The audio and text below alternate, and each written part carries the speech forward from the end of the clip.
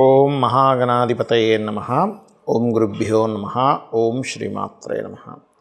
పరమేశ్వర స్వరూపమైనటువంటి జ్యోతిష, వాస్తు మరియు ఇతర అనేకమైనటువంటి శాస్త్రములను మనకు అందించినటువంటి మహర్షులకి నమస్కారం.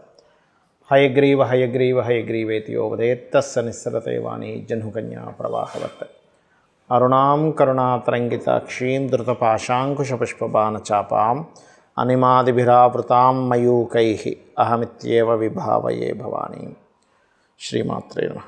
ప్రేక్షకులకి ఆ లలితాంబిక అమ్మవారి యొక్క అనుగ్రహం పరిపూర్ణంగా కలగాలన్న స్ఫూర్తిగా కోరుకుంటూ మనం ఈరోజు వార ఫలితాల్లో 30వ తేదీ నుంచి 5వ తేదీ వరకు ఉన్నటువంటి గ్రహస్థితి ఏ విధంగా ఉంది అని చెప్పి చూసుకున్నట్లయితే మనకి 6 గ్రహాలు ఒకే రాశిలో కలిసి ఉంటాయి.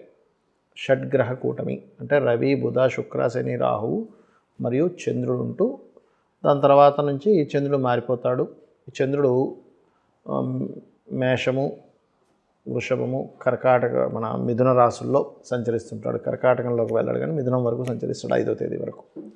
అదేవిధంగా గురువు, కుజుడేమో గురువు వృషభంలోని, మిథునంలో కుజుడు, కేతు వచ్చేసి కన్యారాశిలో సంచరిస్తున్నాడు. ఈ యొక్క గ్రహస్థితిని అనుసరించి ద్వాదశ లగ్నముల వారికి, లగ్నం తెలియని వారికి, రాశుల వారికి ఏ విధంగా ఉండబోతుంది, వీరు చిన్న చిన్న విషయాల్లో ఇబ్బంది పడకుండా ఉండడానికి ఎటువంటి పరిహార మార్గములు చేసుకోవాలి, మరియు ఏ దేవతారాధన, ఏ గోవుకి ఎటువంటి పదార్థం తినిపించాలి, ఏ గ్రహం దగ్గర దీపారాధన చేసుకుంటే ఇబ్బంది రాకుండా ఉంటుంది అనేటువంటి విషయాలు చెప్తుంది నేనైనప్పటికీ కూడా చెప్పిస్తుంది సాక్షాత్ లలిత అమ్మవారిగా భావిస్తూ ఒక్కొక్కటి మనం తెలుసుకుందాం.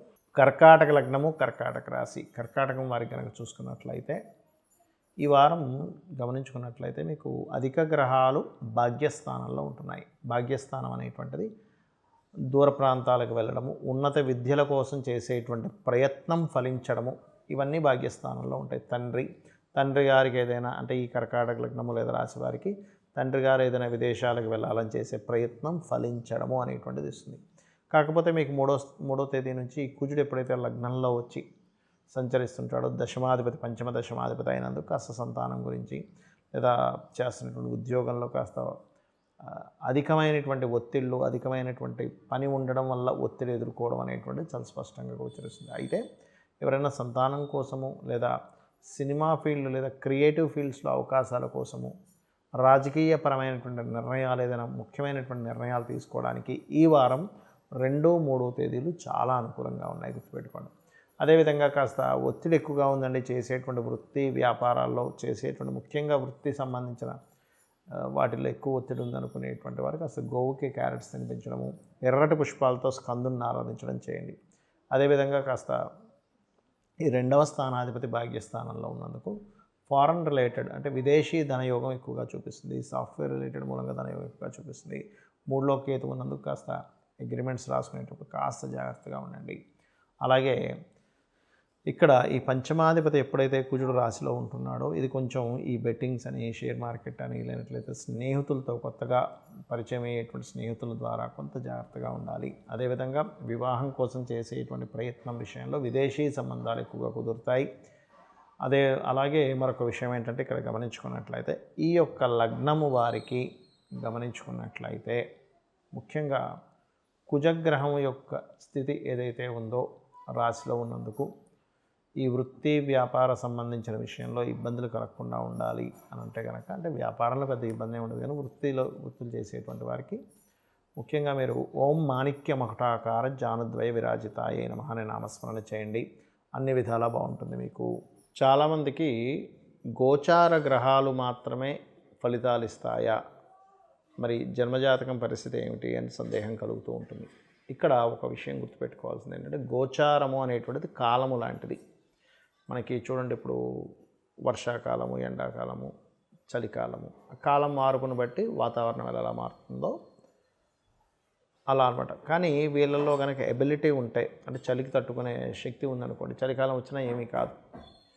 కొంతమందికి చూడండి చలికాలం లేదా వర్షాకాలంలో కొంచెం వర్షంలో తడవగానే జలుబు వచ్చేస్తుంది, అంటే వీళ్ళల్లో స్ట్రెంత్ లేదు, అలాంటప్పుడు వస్తుంది. మరి కొంతమందికి వర్షంలో ఎంత తడిచినా జలుబు రాదు. అంటే ఏమిటి, వీళ్ళ పర్సనల్గా వీళ్ళ యొక్క శారీరకమైనటువంటి శక్తి ఎంతవరకు ఉంది అనేటువంటిది చూడాలి. ఆ రకంగా అదే విధంగా చూసుకుంటే మీ జన్మజాతకం ఎలా ఉంది మొట్టమొదటిగా, మీ జాతకంలో లగ్నం ఎంతవరకు బలంగా ఉంది. మీకు లగ్నం కనుక బలంగా ఉందనుకోండి, ఎన్ని సమస్యలు వచ్చినా మీరు ఎదుర్కోగలరు. అంటే మీరు పుట్టినప్పుడు సమయం, మీరు జన్మించిన సమయంలో లగ్నము అనేటువంటిది ఉంటుంది. 12 లగ్నాల్లో ఒక లగ్నం ఖచ్చితంగా మీది అయి ఉంటుంది. మనకి రాశి ఎలా చూసుకుంటాం అలా.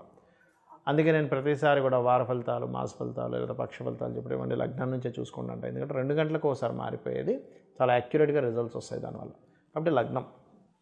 అలాగే చాలామంది భయపడుతూ ఉంటారు, ఏమంటే ఇప్పుడు ఏలినాటి శని వస్తుందంట, డబ్బులు రావేమనుకుంటారు. నేను ఒకటే చెప్తాను, ఏలినాటి శని, అర్ధాష్టమ శని, అష్టమ శని వచ్చినప్పుడు మీరు ఎందుకు పనికి రాకుండా పోతారు అనేటువంటిది ఎక్కడైనా శాసనంలో ఉందా? లేదు. మందుడు అని చెప్పారంతే. ఆలస్యం అవుతాయి, కొంత అవమానాలు పడతారనే చెప్పారు. కానీ ఎందుకంటే నేను చాలాసార్లు చెప్పాను, సీఎంలు పీఎంలు కూడా అయ్యారయ్యా ఏలినాటి శనుల్లో, టెన్షన్ పడకండి, పెళ్ళిళ్ళు అవుతాయి, సంతానం కూడా పొందుతారని. కాబట్టి దాని గురించి మర్చిపోండి. మీకు ధనాధిపతి ఎలా ఉన్నాడు, మీ ధనకారకుడు ఎంత బలంగా ఉన్నాడు లేదా బలహీనంగా ఉన్నాడు అనేది తెలుసుకోండి. అది చూసుకొని మీరు ముందుకు వెళ్ళాలి. ఏ రూపంలో ధనం వస్తుంది. మీ ధనాధిపతి అంటే లగ్నం నుంచి 2వ స్థానాధిపతి. అలాగే మీరు ప్రయత్నం చేస్తున్నారు, 3వ స్థానం ప్రయత్నం, లేదా సిబ్లింగ్స్ వాళ్ళతో సహకారాలు ఎలా ఉన్నాయి, లేదా మీరు వాళ్ళకి రుణపడి ఉన్నారా, వాళ్ళు మీకు రుణపడి ఉండడం వల్ల ఇదంతా జరుగుతుందా సిబ్లింగ్స్ విషయంలోనే తెలుసుకోవాలి. ఇదే విధంగా మరి కొంతమంది వాళ్ళ జన్మజాతకాలలో 4వ స్థానాధిపతి ఎలా ఉన్నాడో చూసుకోకుండా ప్రాపర్టీ కొనేస్తారు. మీ జన్మజాతకంలో కనుక 4వ స్థానం వల్లే నష్టాలు ఉన్నాయనుకోండి, ప్రాపర్టీ కొన్నప్పటి నుంచే మీకు డౌన్ఫాల్ స్టార్ట్ అవుతుంది, మళ్ళీ దాన్ని అమ్మేయాల్సి వస్తుంది. ఇలా నేను 4వ స్థానం పాడైన వారి యొక్క జన్మజాతకాలు చూసి, ఏమంటే మీరు పేరు మీద కొనుక్కోవద్దు, మీ జీవిత భాగస్వామి పేరు మీదో లేకపోతే మీ యొక్క సంతానం పేరు మీద కొనుక్కోండి, ఫలానా డైరెక్షన్. అది కూడా ఏంటంటే ఏ జీవి అంటే ఎవరు ఏ పేరు గలవాళ్ళు వాళ్ళ పేరులో ఉండేటువంటి మొదటి అక్షరాన్ని తీసుకొని ఆ మొదటి అక్షరానికి వాళ్ళు ఉండేటువంటి నివాసం ఉండేటువంటి గృహానికి వర్గు నిర్ధారణ అంటే వర్గు క్యాలిక్యులేషన్ చేసి తీసుకోవాలి. అప్పుడు వాళ్ళకి కలిసి వస్తుంది. మరి కొంతమందికి వాళ్ళ పేరు మీద తీసుకోవడం కరెక్ట్ కాదు. అలాంటప్పుడు ఇంట్లో వాళ్ళ పేరు మీద తీసుకోవాలి. అది చూసుకోవాలి జన్మజాతకంలో.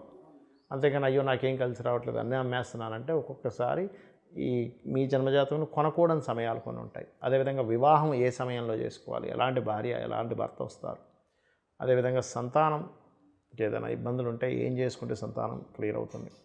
పూర్వీకుల ఆస్తులు కొంతమందికి ఉంచుకుంటే మంచిది, కొంతమంది వాటిని అమ్మేసి ఇంకో ప్రాపర్టీ కొనుక్కుంటే మంచిది. 8th హౌస్ ద్వారా తెలుస్తుంది.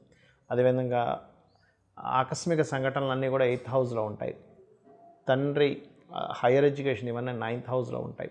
వీళ్ళ వృత్తి ఏమిటి అసలు అంటే ఈ ఫలానా ఏ వృత్తుల్లో వీళ్ళకు ఉంటే కలిసి వస్తుంది. చాలామంది తెలియక వాళ్ళకు ఉండేటువంటి జన్మజాతకంలో ఏదైతే వృత్తి నిర్ధారించబడిందో దానిలో ఉండకుండా వేరే వేరే ఏవో చేస్తూ ఉంటారు. ధనం సరిగ్గా రాదు, ఆ వృత్తిలో వాళ్ళు ఎదగలేకపోతుంటారు. కాబట్టి మీకు ధనాధిపతి ఏ వృత్తి ద్వారా ధనయోగాన్ని ఇస్తున్నాడు, లేదా వృత్తి లేకుంటే వ్యాపారం, ఏ వ్యాపారం ద్వారా ధనయోగం ఉంది. కొంతమందికి వ్యాపారం కలిసి రాదు, అలాంటప్పుడు ఉద్యోగం చేసుకోవాలి. లేదా ఇంకోరెవరైనా ఆ వ్యాపారాన్ని చేస్తూ వీళ్ళు దాన్ని గైడ్ చేసేలాగా, వీళ్ళు మనీ పెట్టకుండా జస్ట్ సర్వీస్ చేసేలాగా అలా ఆ రకంగా చేసుకోవాలి.